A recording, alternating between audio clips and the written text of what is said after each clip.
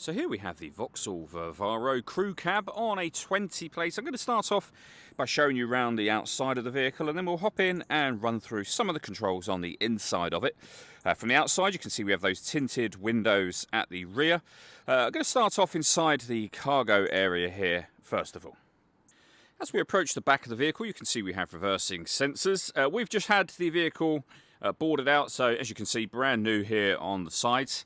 And of course, we have that full bulkhead you can see in front of you as well. Okay, so we're just going to work our way back around to the front of the vehicle. You can see I've opened the sliding side door access there that reveals the 3 seats in the rear. And now that we've done a full circle of it, you can see it's in lovely condition the whole way round.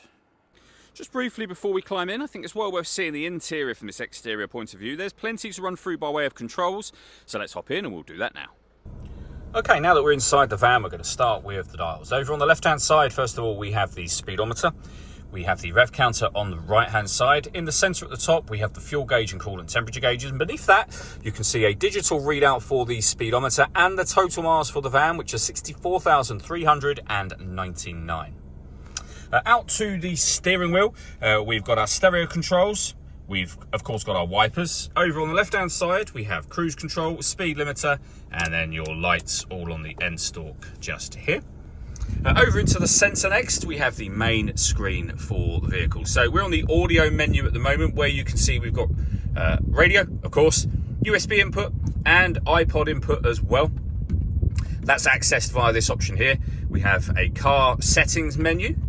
We've got a separate settings menu for things, as you can see, like the time, date, etc.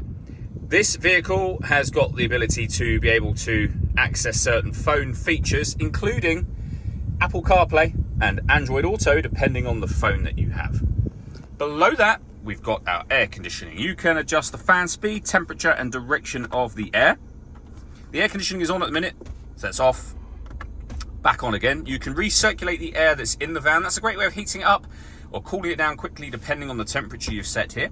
We have deadlock, so you can lock and unlock the vehicle from the outside. We have child locks as well for those rear sliding doors. We have a 12-volt charging socket, USB input, some storage just here, and a 6-speed manual gearbox. All that leaves me to say is thank you for taking the time to watch this video. If you'd like to come and see the van for yourself and have a test drive, please feel free to give us a call here at Mach 1 Cars. We'd love to hear from you soon.